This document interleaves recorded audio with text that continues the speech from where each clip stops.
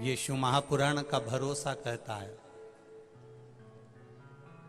प्रसूति शिव महापुराण की कथा जितनी भी माताएं सुन रही हैं, जिनके घर में 30-30 साल तक औलाद भी नहीं हुई हो, 15 साल, 18 साल, 10 साल, 20 साल, अगर संतान का सुख भी नहीं है, तो वे विश्वास करता है जिसने 7 दिन की प्रसूति शिव महापुराण की कथा 7 दिन की अगर पूरी, भले मोबाइल पर सुने, चाहे टीवी पर सुने, चाहे पंडाल में सुने, कामना कर कर, झोली पसार कर अगर दिल से सुनेगी, तो ये झोली भले 30 साल क्यों ना हो गए हो, तो भी वो भरेगा जरूर, ये निश्चित है।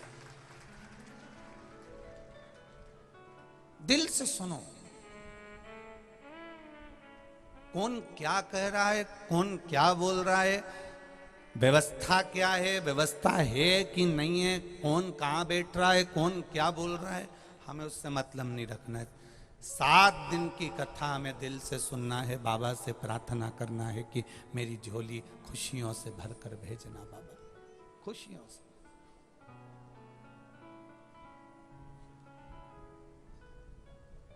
और वो कृपा करेगा तो दुनिया में सुख का अनुभव होगा।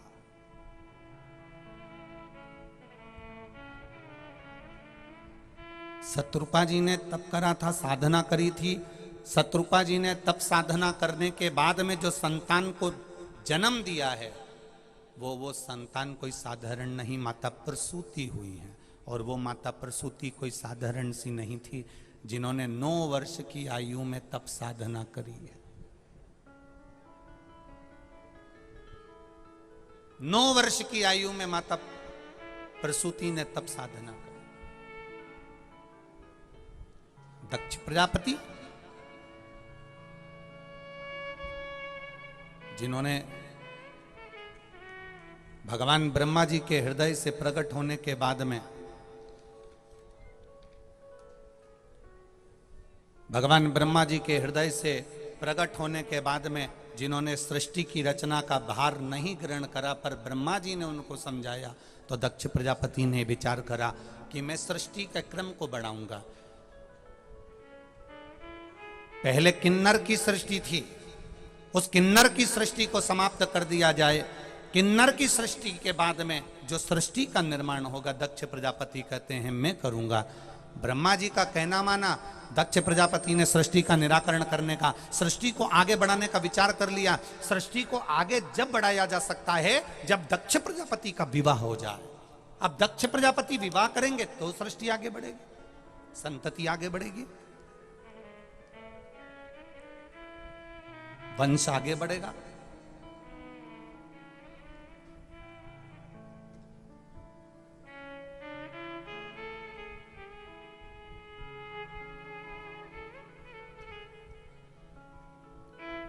एक मिट्टी के पात्र, उस मिट्टी के पात्र के ऊपर एक तांबे का पात्र।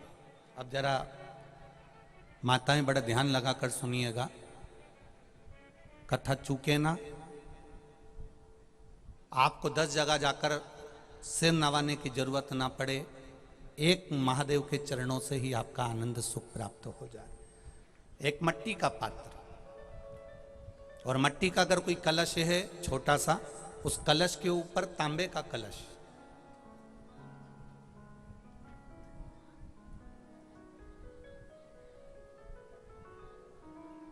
माता प्रसूति, दक्ष प्रजापति और माता वीरणी, इन तीनों का स्मरण कर कर, जो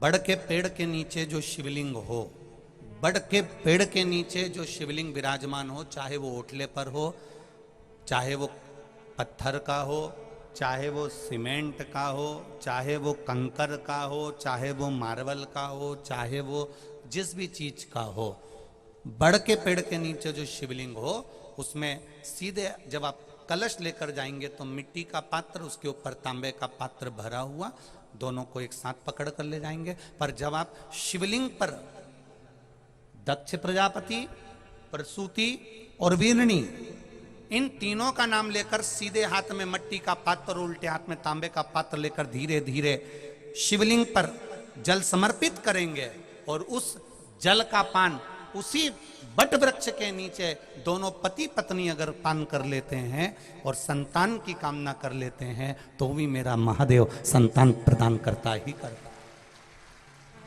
पर ये जो क्रम किया जाता है ये केवल बैसाख के महीने में ही किया जाता है, इसके सिवाय इसको आप अन्य महीनों में नहीं कर सकते, केवल एक बैसाख में।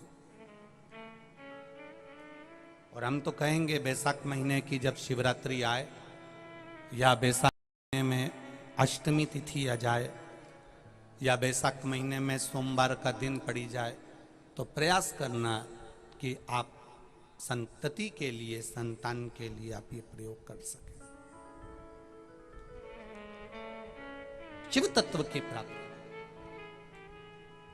आप डॉक्टर को दिखाओ, आप डॉक्टर की दवाई भी लो, आप डॉक्टर से जांचें भी कराओ, आप डॉक्टर ने जो आपको बताया वैसा आप करो, पर साथ में शिव भक्ति को भी अपने भीतर उतार कर शंकर से भी अपने दिल की बात कहकर चलो, शिव से दूर। खाली ना जाता कोई दर से तुम्हारे, मैं भी खड़ा हूं नन्ही बाहें पसारे।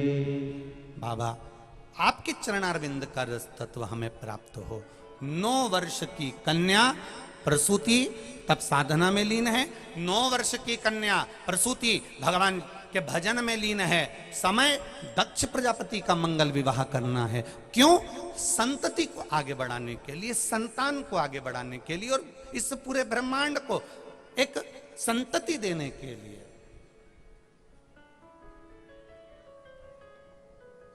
करा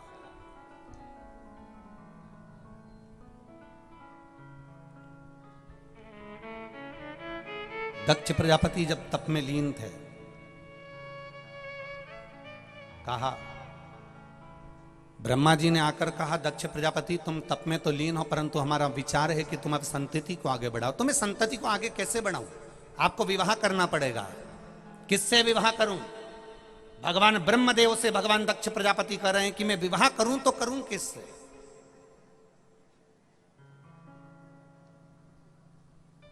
कहा, प्रजापति वीरण की पुत्री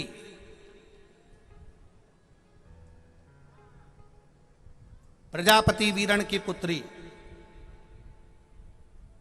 जिसका नाम आसिकनी है, उसको लोग वीरणी भी कहते हैं। प्रजापति वीरण की पुत्री जिसको लोग आसकनी कहते हैं, उसका नाम वीरणी भी है। अच्छा, कोई फिर अच्छे से सुन लो ध्यान से। कोई अगर आपसे कहे कि सियोर वाले महाराज ये कथा कहाँ से बाच रहे हैं, तो आप बता देना शिव महापुराण सती खंड अध्याय नंबर 13 और पेज नंबर 155, 156, 157, गीता प्रेस गोरखपुर की शिव महापुराण से यह चरित्र चल रहा है। ध्यान रखिएगा। अगर कोई आपसे कहे कि गुरुजी ये कथा कहां से बाच रहे हैं, ये वीरणी की कथा कहां से बाच रहे हैं, तो आप बता देना गीता प्रेस गोरखपुर की कथा शिव महापुराण सतीखंड अध्याय number 13, 155 number page, 156 number page और 157 नंबर पेज पर से यह कथा को लिया जा रहा है। बहुत ध्यान से सुनो। दक्ष प्रजापति, कोई कहे आपसे कि ये संतान प्राप्ति के लिए गुरुजी बोल रहे हैं, तो ये कौन से पेज पर, तो उसका स्मरण आपको रहना चाहिए कि हम शिव पुराण के इस अध्याय को पढ़ रहे हैं, इस पेज को पढ़ रहे हैं और इस जगह को पढ़ रहे हैं। दक्ष प्रजापति, तुम्हें विवाह करना पड़ेगा। किससे? प्रजापति वीरण की पुत्री आसकनी से।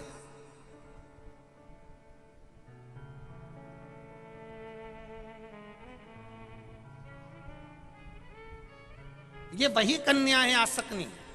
प्रजापति वीरण की पुत्री आसकनी ये वही कन्या है, ये वही कन्या है जिस नारी का रजोधर्म से जुड़ा हुआ जो भी तकलीफ होती है, केवल हाथ में जल लेकर आसकनी का नाम लेकर भी वो पान कर लेती है तो रजोधर्म से जुड़े हुए सारे दुख, कहते हैं कि गर्भ में, गर्भाशय में अगर गांठ भी पड़ गई है और डॉक्टर कह रहा है कि बच्चादानी में गांठ है, गर्भाशय में गांठ है और इसका ऑपरेशन होना जरूरी है, आसकनी दक्ष प्रजापति की पहली पत्नी का मात्र स्मरण कर कर अगर आचमन पानी का कर लिया जाए तो गांठ भी गर्भाशय की गलना प्रारंभ हो जाती है। ये वो नाम, ये वो शब्द है।